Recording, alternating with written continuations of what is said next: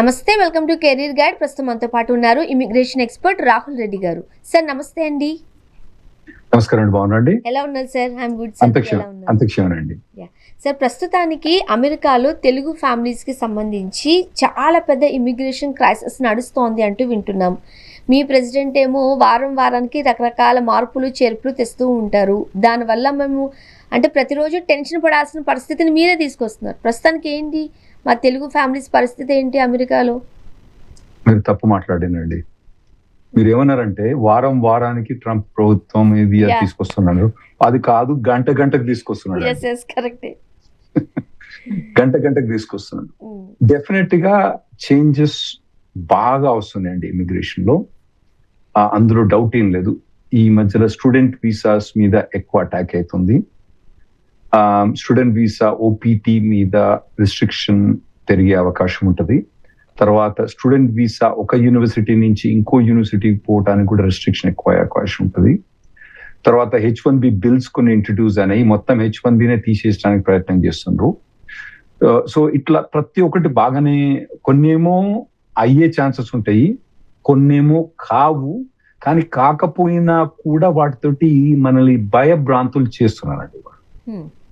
So ఇవన్నీ update కావాలంటే regular గా యుఎస్ లో ఉన్న వాళ్ళు కానివ్వండి, స్టూడెంట్ వీసా కానివ్వండి, F1, H1, O1, P1, Q1 ఇటువంటి అన్ని వీసాల మీద ఉన్న వాళ్ళు కానివ్వండి, మరియు ఇక్కడి నుంచి అక్కడికి పోదాం అనుకున్న వాళ్ళు కానివ్వండి, ఆ తర్వాత అక్కడ పిల్లలు ఉన్న వాళ్ళు, ఇక్కడ పేరెంట్స్ ఉంటారు వాళ్ళు కానివ్వండి, రెగ్యులర్ గా క్యారియర్ గైడ్కి వచ్చి మనం ప్రతి వారం కానీ ఎవ్రీ 2 weeks మనం మొత్తం అప్డేట్ చేస్తుంటాం. కాబట్టి వచ్చి అప్డేట్ గా కరెక్ట్ గా విని మంచుకుంటుందండి. కొన్ని అన్ని ప్రివెంట్ చేయొచ్చా అంటే కాదు, కానీ మెజారిటీ ఆఫ్ ద ప్రాబ్లమ్స్ ను మనం సాల్వ్ చేయగలుగుతాం ఈజీగా, ఖచ్చితంగా మన క్యారియర్ గైడ్. ఓకే, ఇప్పుడు ట్రంప్ గారు పెట్టిన ఈ $1,00,000 ఏవైతే ఉన్నాయో, ఇది ఈ H1B ఫీజు అందరికీ వర్తిస్తుందండి? లేదండి. యుఎస్ లో F1 వీసా ఉన్న వాళ్ళు కానివ్వండి, వేరే ఏ వీసా ఉన్న వాళ్ళు కానివ్వండి, అక్కడికక్కడనే ట్రాన్స్ఫర్ చేయదలుచుకుంటే వాళ్ళకు ఈ $1,00,000 వర్తించదు. ఓన్లీ ఏంటంటే ఇండియా నుంచి డైరెక్ట్ H1B పోయే వాళ్ళకు మాత్రం ఈ $1,00,000 వర్తిస్తుంది.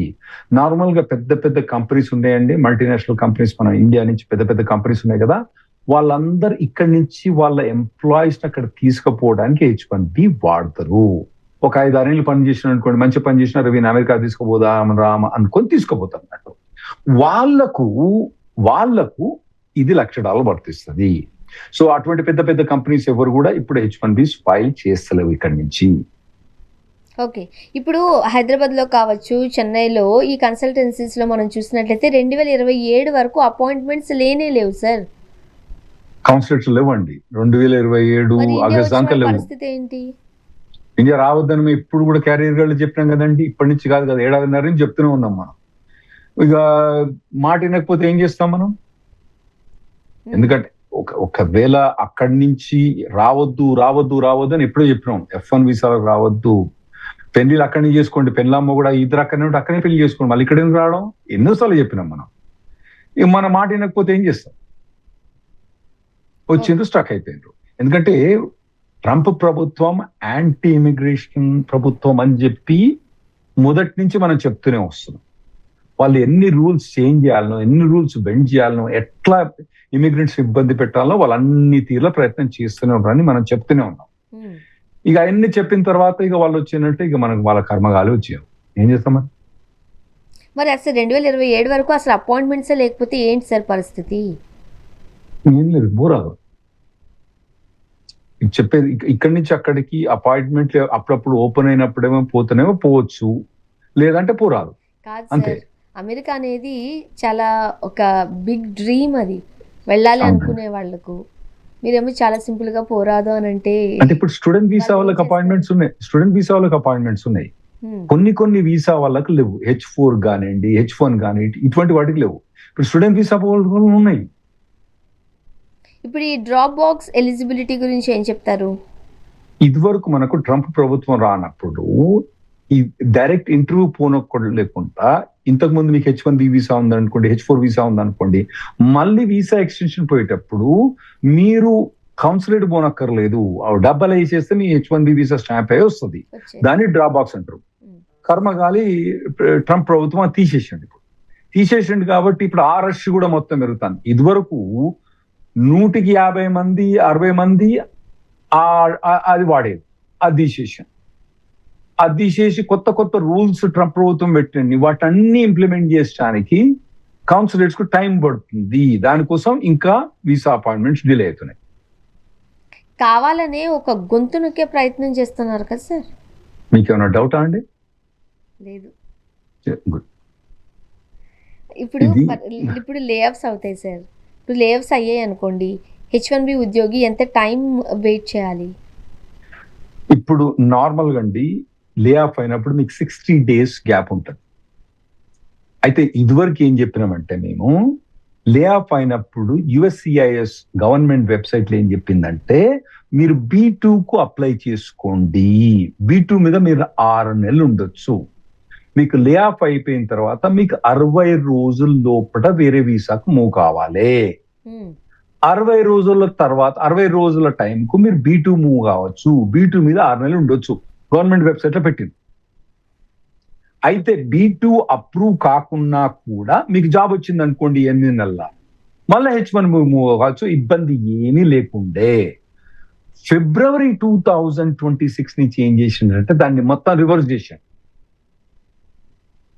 B2 ఫైల్ చేసిన వాళ్ళకు ఇదివరకు 4 నెలలకు 5 నెలలకు అది అప్రూవ్ అయ్యేది. ఇప్పుడు ఏం చేస్తారంటే 7 నెలల దాకా అప్రూవ్ చేయరు.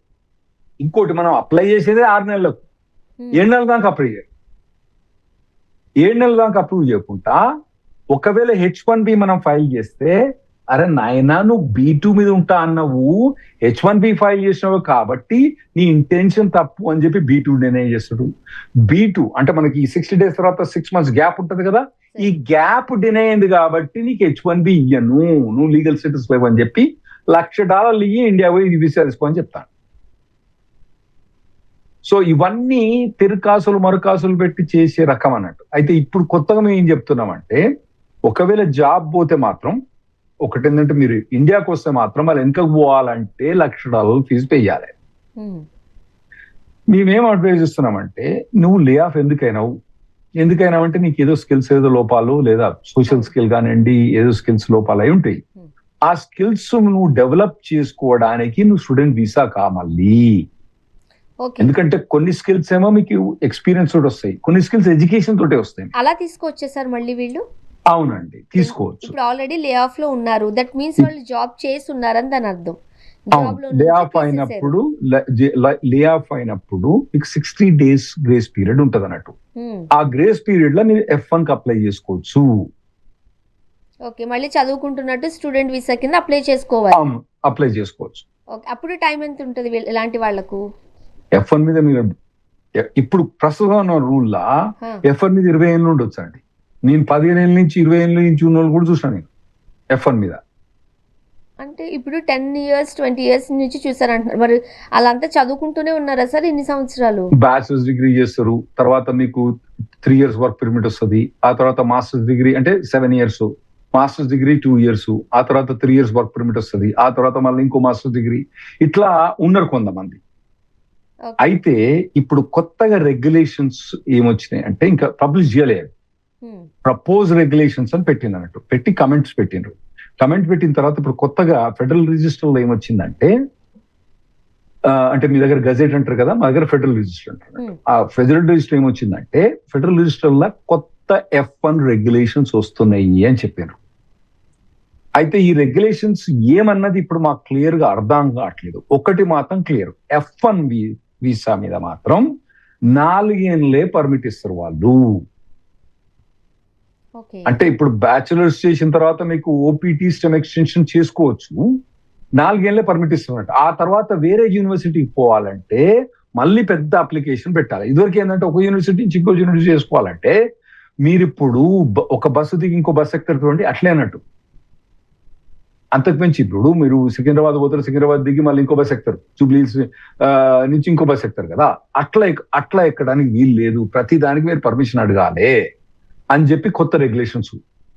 ఇంకోటి OPT తెలుసు కదండి మీకు, 1 year వర్క్ పర్మిట్, తర్వాత స్టెమ్ ఎక్స్టెన్షన్ వాటన్నిటికీ ఆటోమేటిక్ అప్రూవల్ ఉండే అంతకుముందు.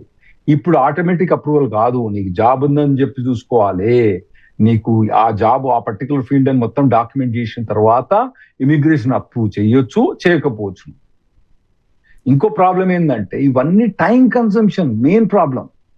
ఇప్పుడు మీరు జాబ్ ఉంది, మీకు ఓపీటీ అప్లై చేసిండ్రు, వాడు ఎంప్లాయర్ వెయిట్ చేస్తాడు, మీకు పర్మిట్ రాలేదనుకోండి, గవర్నమెంట్ నీకు 6 నెలలు తిన్న అనుకోండి, వాడు జాబ్ ఉండదా? ఉండడు. సో ఇవన్నీ ఇబ్బంది పెట్టడానికే.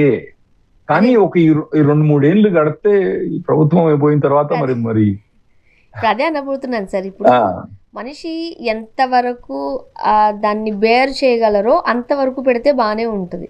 బట్ కావాలని ఆ మోకాలు అడ్డడం కూడా అనరు, దీన్ని గొంతు పట్టుకుంటున్నారు. సార్ అది కరెక్ట్ చెప్తున్నాండి. మీ భాష కరెక్ట్ ఉంది, నాకు ఆ భాష రాలే. మీ భాష కరెక్ట్ ఉంది.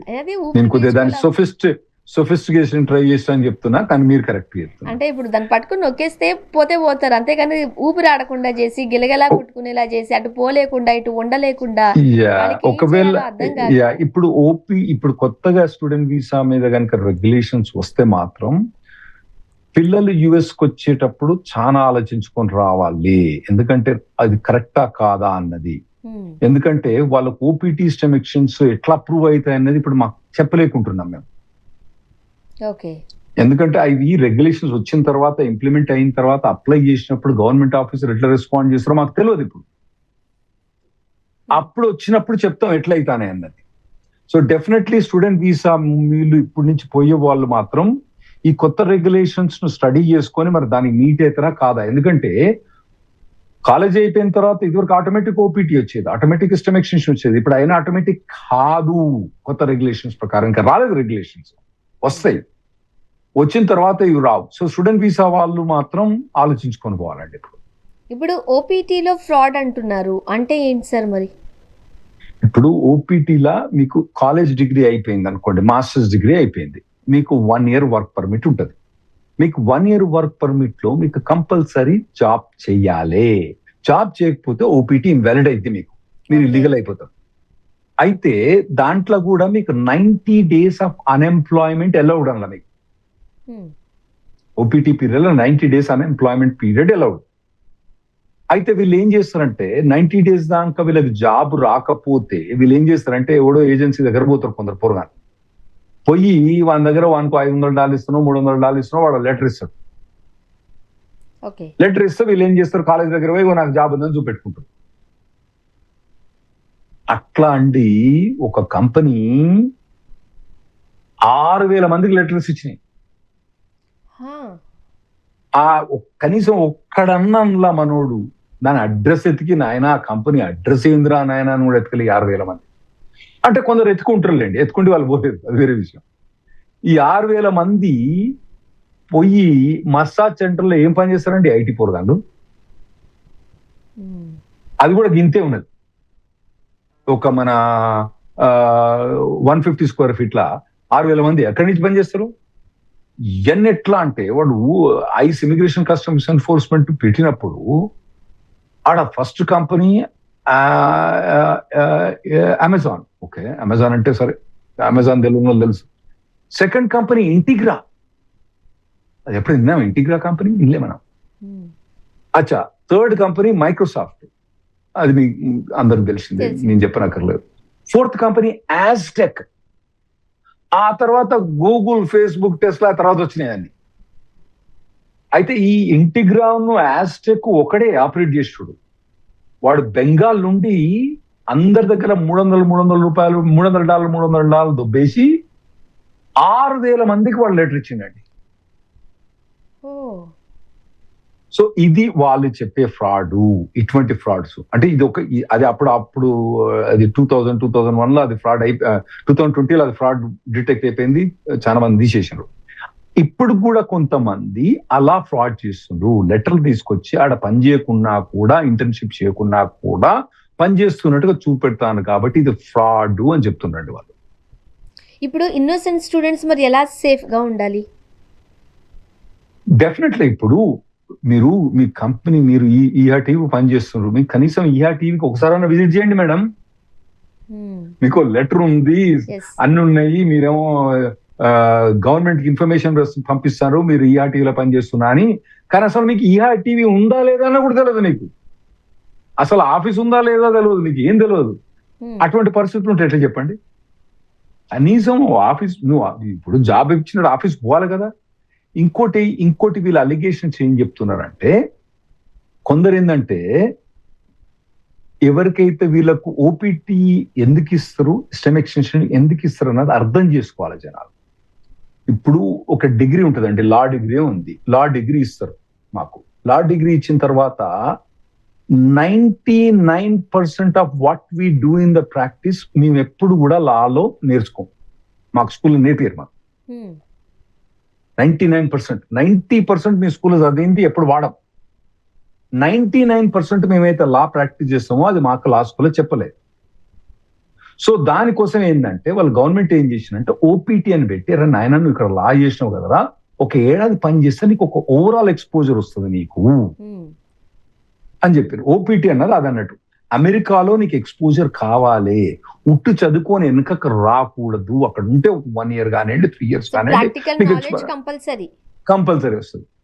అయితే అందులో ఏం చేస్తానంటే కొందరు కంపెనీ వాళ్ళు ఏమని చేస్తారంటే సూపర్వైజర్లు వాళ్ళందరూ ఇండియాలోనే ఉంటారు. అంటే యుఎస్ ఏమంటది అంటే, ఒరే నాయన ఒకవేళ సూపర్వైజర్ ఇండియాలో ఉంటే, ఇండియాలోనే ఎక్స్పీరియన్స్ ఉంటే నువ్వు ఇక్కడ ఎందుకు ఉన్నావు? నీకు మా యుఎస్ ప్రాక్టికల్ ఎక్స్పీరియన్స్ కావాలని కదా నీకు ఓపీటీ ఇచ్చింది. నీకు ఇండియా నుంచే మొత్తం సూపర్విజన్ నడిస్తే, ఇండియా నుంచే మొత్తం ఇంటర్న్షిప్ నడిస్తే నువ్వు ఇక్కడ ఎందుకున్నావు? అది వాళ్ళ అలిగేషన్. సో మొన్న ప్రెస్ స్టేట్మెంట్ లా వాళ్ళు ఇమిగ్రేషన్ కస్టమ్స్ ఎన్ఫోర్స్మెంట్ ఒక 10,000 మందిని మేము ఐడెంటిఫై చేసినాం, ఇటువంటి వాటిని వాళ్ళ మీద యాక్షన్ తీసుకుంటాము, తీగలాగితే డొంకలాగినట్టు ఇంకా వేరే కూడా వస్తాయని మేము అనుకుంటామని వాళ్ళు ప్రెస్ స్టేట్మెంట్ ఇచ్చినట్టే. సో ఇప్పుడు అవి మొదలైనవి.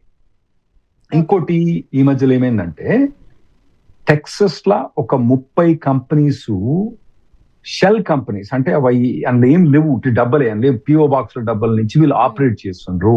వాళ్ళు ఓపీటీస్ కానివ్వండి, H1Bs కానీ ఇవన్నీ ఫైల్ చేస్తున్నారు. ఒక 30 కంపెనీస్ మీద అలిగేషన్స్ పెట్టి అక్కడ స్టేట్ అటార్నీ జనరల్, అంటే అక్కడ స్టేట్ హోమ్ మినిస్టర్ వాళ్ళ మీద యాక్షన్ తీసుకుంటున్నాడు. ఇప్పుడు వాళ్ళకి అన్ని నోటీస్ పంపించిండు 30 కంపెనీస్. నాయన ఎక్కడనోరా, ఏం ఆపరేట్ చేస్తున్నావు, నువ్వు బిజినెస్ చేస్తలేవా, నాకు అన్ని డీటెయిల్ పంపించని చెప్పి వాళ్ళు అలిగేషన్ పంపించారు.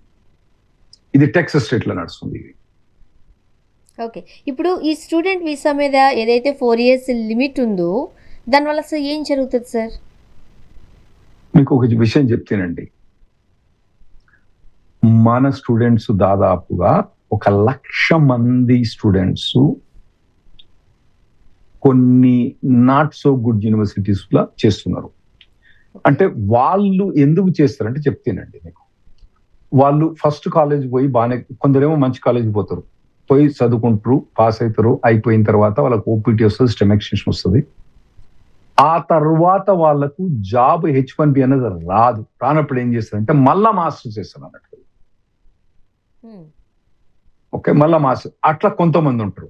కొందరు ఏం చేస్తారంటే ఓంగా మంచి యూనివర్సిటీతో పోతారు, ఓంగానే ఏం చేస్తారంటే వీళ్ళకి డబ్బులు ఎక్కువ కట్టాలి, కష్టపడి ఎక్కువ పని చేయాలి అని చెప్పి ఆ యూనివర్సిటీ నుంచి ఓ చండాలం యూనివర్సిటీ పోతారు.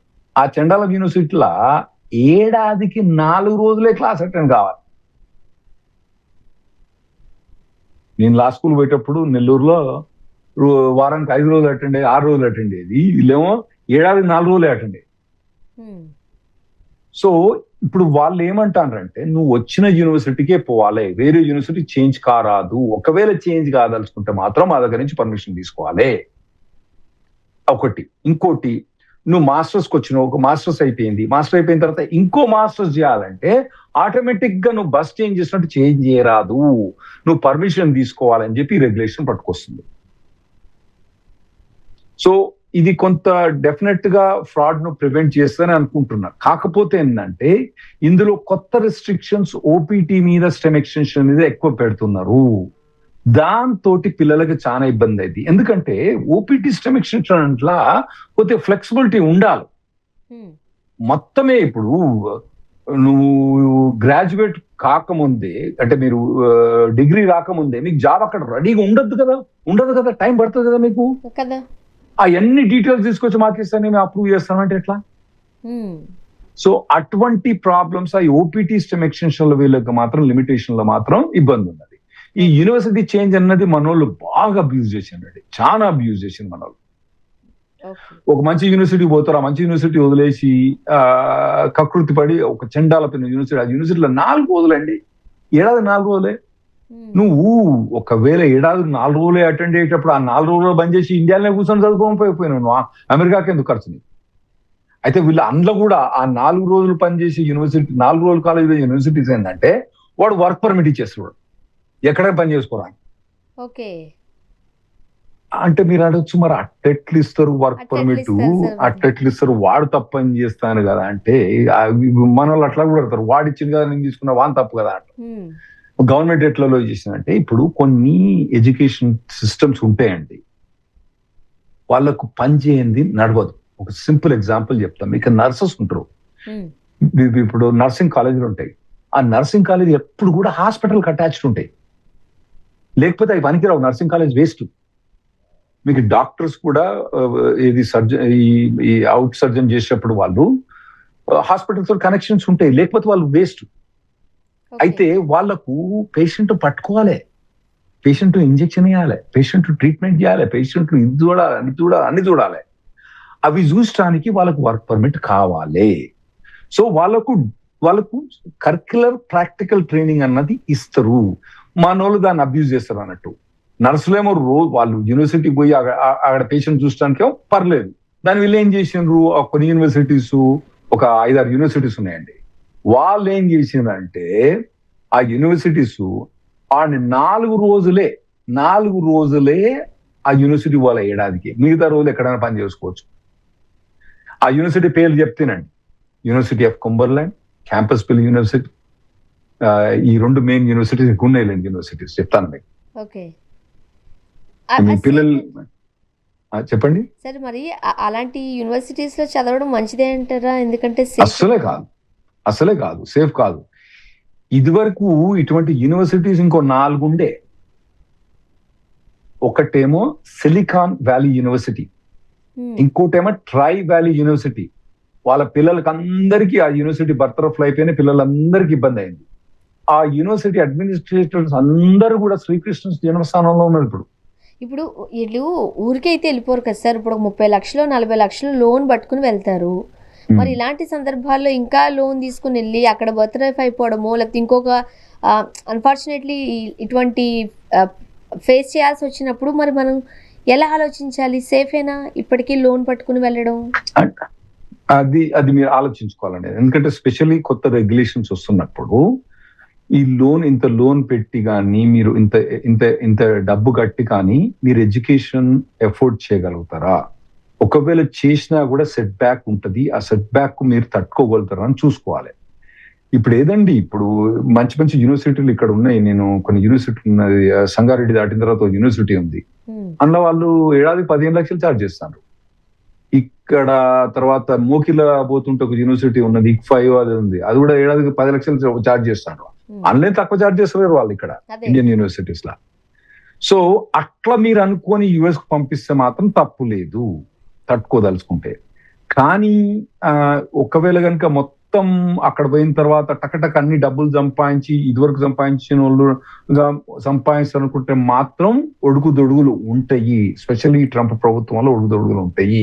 స్పెషల్లీ ఓపీటీల స్టెమ్ ఎక్స్టెన్షన్ రెస్ట్రిక్ట్ వస్తాయి కాబట్టి మీరు కొద్దిగా ప్లాన్ చేసుకొని అటువంటి ఒడుదొడుగులు మీరు తట్టుకోలేకపోతే మరి మీరు ఆలోచించుకోవాలండి.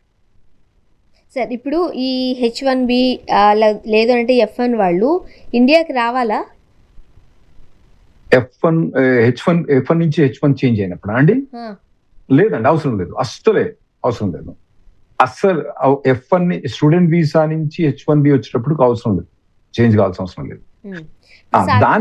దానికోటి ఉంది, కొత్త ఒక లా ఒకటి ప్రపోజ్ చేసిండ్రు, పార్లమెంట్ ఇంట్రడ్యూస్ చేసిండ్రు, అది వస్తే మాత్రం మొత్తం H1B గోవిందా. అది దాని గురించి మనం మాట్లాడినాం అంతకు ముందు, మనం ఆ బిల్ పాస్ కాదు, ఎందుకంటే మాకు తెలుసు కదండి, అక్కడ ఒక 10,000 బిల్ ఇంట్రొడ్యూస్ అయితే ఒక 2% బిల్సే పాస్ అవుతాయి, ఇక్కడ 2-3% బిల్, ఈ బిల్ పాస్ కాదు కానీ అటువంటి బిల్. బట్ ఇన్ జనరల్ గా F1 వాళ్ళు ఎక్కడికక్కడనే change of status H1B apply చేసుకోవచ్చు, ఇబ్బంది ఏమీ లేదు. ఇంకోటి ఏంటంటే వాళ్ళు ఇక్కడికి రావద్దు అని చెప్తున్నా, ఎందుకంటే వస్తే మీరు చెప్పారు కదండి మళ్ళీ అపాయింట్మెంట్ లేవు. ఇంకోటి స్వర్ణ గారు మీరు అర్థం చేసుకునేది ఏంటంటే ఎట్లా మోసపోయినరు అంటే డిసెంబర్ 2025 అప్పుడు అపాయింట్మెంట్లు ఉన్నాయి మన వాళ్ళు. వచ్చిన తర్వాత అపాయింట్మెంట్ క్యాన్సిల్ అయిపోయి ఇప్పటిదాకా అపాయింట్మెంట్ దొరకట్లే వాళ్ళు. ఎన్నైతే జాబ్ ఉంటుందా అండి? అవును. ఇప్పుడు ఇంకొక ప్రాబ్లం ఏం చూస్తున్నామంటే సోషల్ మీడియా మన జీవితంలో ఒక భాగం అయిపోయింది సార్. ఉదయాన్నే లేవగానే మనం ఫస్ట్ కళ్ళు తెరవగానే ఇంతకు ముందు చేతులు చూసుకోవడమనో దేవుడి ఫోటోలు చూసుకోవడమనో ఇలా చేసేవారు, కానీ మనం కళ్ళు తెరిచేసరికి మన కళ్ళ ముందు ఫోన్ ఉండాల్సిన పరిస్థితులు మనకున్నాయి. సో వీళ్ళు ఏం చేస్తారు, అయితే ఇన్స్టాగ్రాము లేదంటే ఫేస్బుక్ ఇలా సోషల్ మీడియాని చూస్తూ ఉంటుంది. హాయ్ నేను ఇప్పుడే లేచా, నేను ఇప్పుడే పడుకున్నా, ఇవన్నీ అప్డేట్ చేయడం మనం చూస్తూనే ఉన్నాం. బట్ ఇప్పుడు ఈ సోషల్ మీడియా వల్ల వీసాలు రిజెక్ట్ అవుతున్నాయని వింటూ ఉన్నాం. అంటే ఎంత జాగ్రత్తగా ఉండాలంటారు? అందులో కపుల్ ఆఫ్ థింగ్స్ అండి. సోషల్ మీడియా తోటి రిజెక్ట్ అవేవి మన కేసులు కొద్దిగా తక్కువనే ఉన్నాయి. మీకు ఎగ్జాంపుల్, మీరు పాడుకున్నారు, లేచిండ్రు, తర్వాత మేసిండ్రు, గడ్డి మేసిండ్రు, గాషం వేసిండ్రు, దానికి వాళ్ళకి అమెరికాలో అన్ని తీరులో ఉంటారు కాబట్టి అందులో ఇబ్బంది ఏం లేదు. అయితే అందులో కొన్ని వాళ్ళు ఏంటంటే పొలిటికల్ వ్యూస్ ప్రతిసారి అమెరికా చెడు, ఇంతకన్నా చెడు ఏ లేదు అని ఇక పద్యాలు పాటు వాళ్ళు ఉంటారు కదా, అటువంటి వాళ్ళు ఎవరు కూడా యుఎస్ కింద పోతారండి, అంత ఉండరు అటువంటి వాళ్ళు. అయితే ఎక్కడ నేనెక్కడ చూసిన ఇబ్బంది అంటే ఒక ఆమె ఏం చేసిందంటే హెయిర్ స్టైలిస్ట్ అండి. ఆమె ఇన్స్టాగ్రామ్ లో మొత్తం హెయిర్ స్టైల్ ఇది అది, నేను అమెరికాలో వీళ్ళకి హెయిర్ స్టైల్ చేసిన, వారికి హెయిర్ చేసిన, ఇంత చార్జ్ చేస్తా, అంత చార్జ్ చేస్తా, ఇట్లా అని పెట్టింది. ఆమెకు వర్క్ పర్మిట్ లేదు హెయిర్ స్టైల్ చేయడానికి, రిజెక్ట్ అయిపోయింది. ఈ మధ్యలో ఏంటంటే H1 మీద ఉన్న అతను నాకు రెస్టారెంట్ ఉంది, నేను రెస్టారెంట్ లో కుక్కును, మా రెస్టారెంట్ లో ఇది చేస్తా అది చేస్తా అని చెప్తే ఆడబోతే మనకి H1 మీద H1B సాఫ్ట్వేర్ ప్రొఫెషనల్ పనిచేస్తాను, నువ్వు రెస్టారెంట్ ఎందుకు పనిచేస్తున్నారా అని చెప్పి అని H1B రిజెక్ట్ అవుతుంది. సో ఇది అట్లా మీరేదో పడుకున్నా, తిన్నా, మేసినా అంటే వాళ్ళు రిజెక్ట్ చేయరు. సో ఇప్పుడు ఏంటండి, బూట్ కొన్నా, నెయిల్ పాలిష్ కొన్నా, ఇది కొన్నా, అద్దాలు కొట్టుకున్నా, లిప్స్టిక్ వేసుకున్నా, ఈ నెయిల్ పాలిష్ బ్లూ మళ్ళీ తీసేసి మళ్ళీ వేసుకున్నా, అవన్నీ ఎవరు కేర్ చేయరండి. కానీ మీరు హెయిర్ స్టైల్ చేసినా, వాళ్ళకి చేసినా, నేను హెయిర్ స్టైల్ కి $5,000 ఛార్జ్ చేసిన, $1,000 ఛార్జ్ చేసిన, ఇట్లా చేసిన అంటే మరి మీకు వర్క్ పర్మిట్ తెచ్చుకొని మీ హెయిర్ స్టైల్ చేయడానికి లేదు కదా. సో అటువంటి రిజెక్ట్ అవుతున్నాయి. ఇప్పుడున్న పరిస్థితుల్లో ఈ గ్రీన్ కార్డ్ వెయిటింగ్ అనేది ఇంకా పెరిగే అవకాశాలు ఉన్నాయా సార్? అవునండి. ఈ జూన్ వీసా బులెటిన్ వచ్చిందండి మనకు. అంతకుముందు వీసా బులెటిన్ దాదాపు ఒక 1 year ఫార్వర్డ్ మూవ్ అయింది. మళ్ళీ ఇప్పుడు 6 నెలలు వెనుకకు మూవ్ అయింది. ఇప్పుడు 6 నెలలుగా 9 నెలలు వెనుకకు మూవ్ అయింది ఇప్పుడు.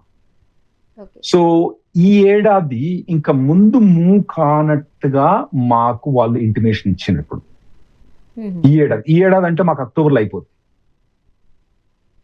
Specially EB1, EB2 categories move కావని చెప్తున్నారండి వాళ్ళు, ఎందుకంటే ఆల్రెడీ ఇనఫ్ డిమాండ్ అయిపోయింది. EB3 ఏమన్నా కొద్దిగా ఏమన్నా మూవ్ కావచ్చునేమో, కాకపోవచ్చునేమో, కానీ మళ్ళీ ఏదన్నా మూమెంట్ అంటే ఫార్వర్డ్ మూమెంట్ ఏదైతే ఉందో అది అక్టోబర్లో అయితే ఛాన్స్ ఉంటుందండి. ఇప్పుడు EB5 సేఫ్ ఆప్షన్ ఏనా? EB5 అంటే ఫస్ట్ ఎక్స్ప్లెయిన్ చేస్తాండి, చాలా మందికి అపోహలు ఉంటాయి. ఫస్ట్ ఏంటంటే EB5 మినిమం ఇన్వెస్ట్మెంట్ 800,000 అంటే దాదాపుగా 8 కోట్ల రూపాయలు. మళ్ళా ప్లస్ లాయర్ ఫీజు కానివ్వండి, ఫైలింగ్ ఫీజు కానివ్వండి, మళ్ళీ అదో ₹1 కోటి. దాదాపుగా 9 కోట్ల రూపాయలు ఖర్చు అయింది EB5కి.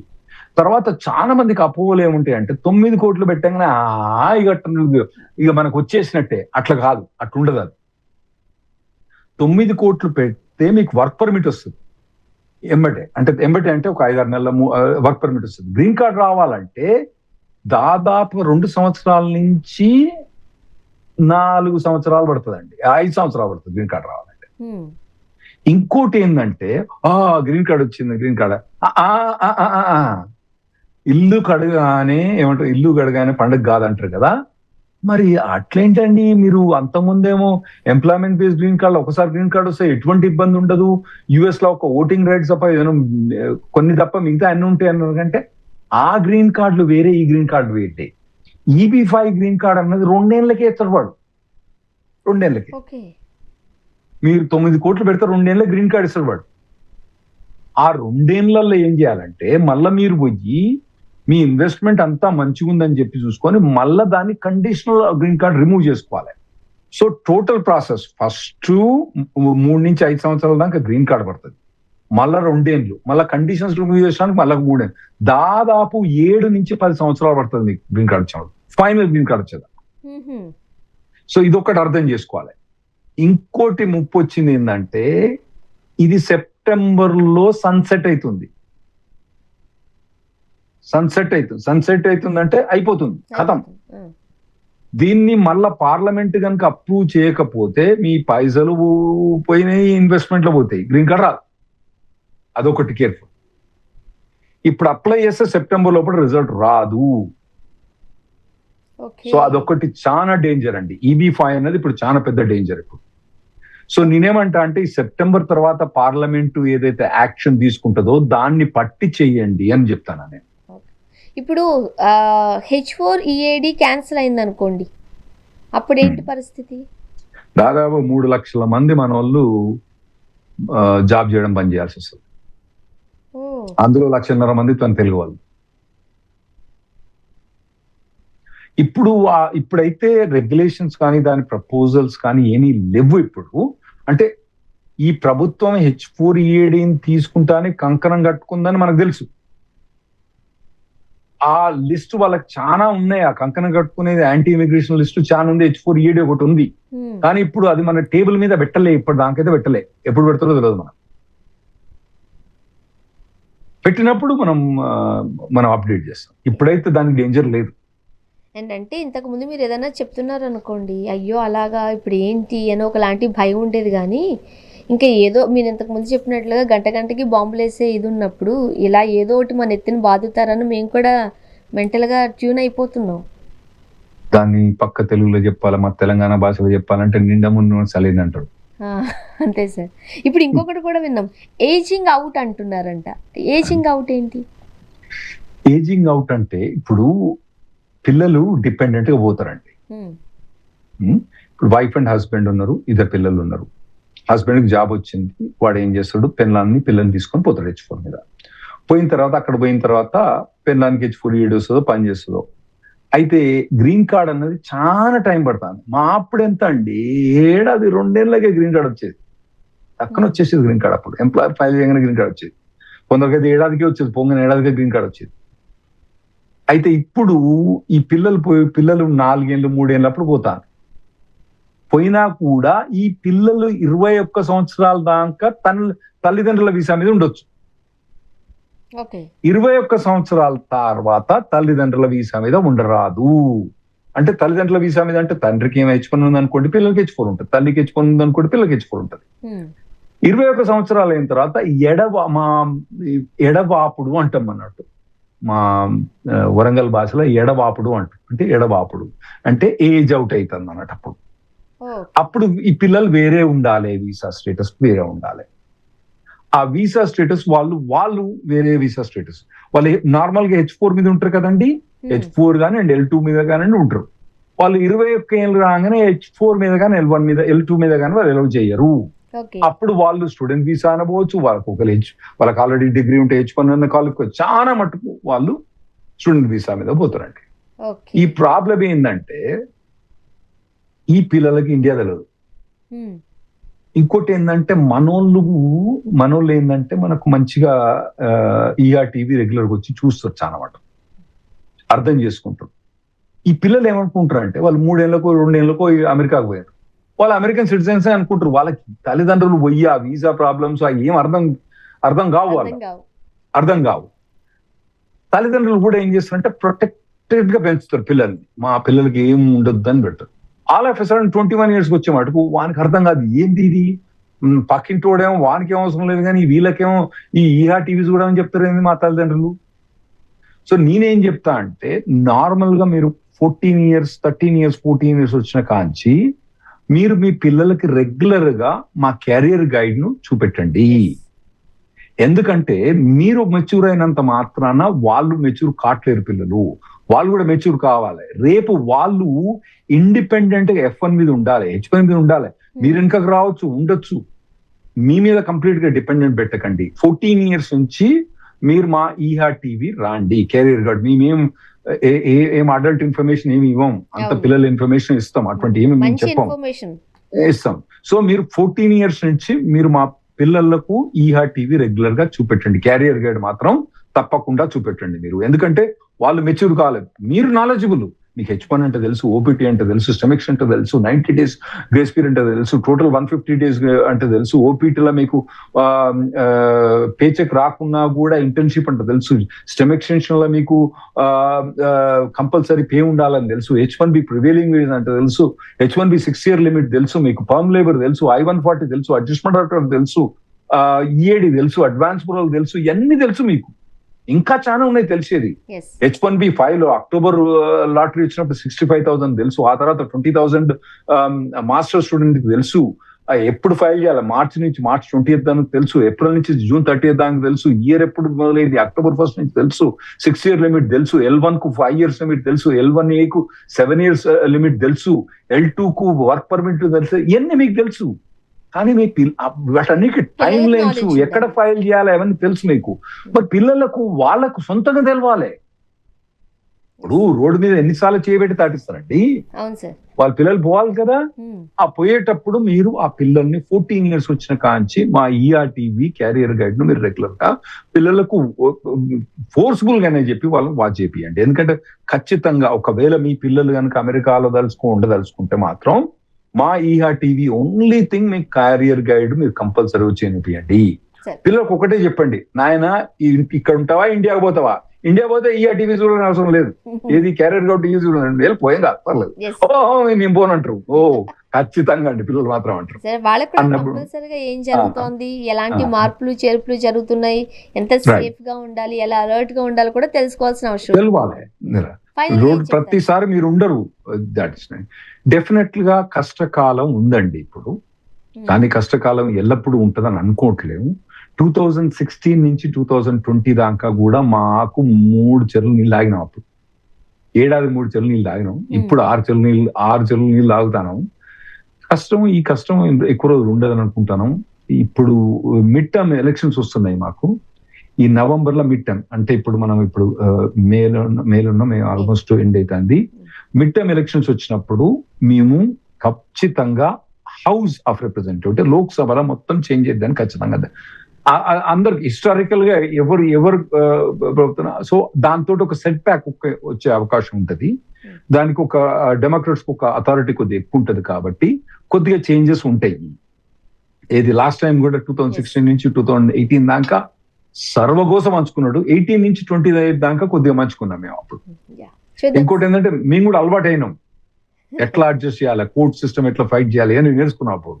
సో ఇప్పుడు కూడా సెకండ్ టర్మ్ లా ఏదైతే ఫస్ట్ 2 years ఉండేమో డెఫినెట్ గా బాగుంటుంది. ఆ తర్వాత మేము కొద్దిగా అడ్జస్ట్ అవుతాము, కొద్దిగా డెమోక్రాట్స్ కూడా కొద్దిగా వస్తారు కాబట్టి మంచుకుంటుంది.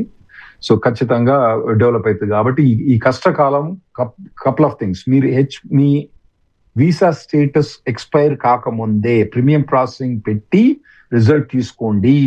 ఎందుకంటే ఒకసారి ఎక్స్పైర్ అయిన తర్వాత మీకు డినైల్ వచ్చిందంటే గోవింద, ఇండియా పోయినట్టే మళ్ళీ రాలేదు.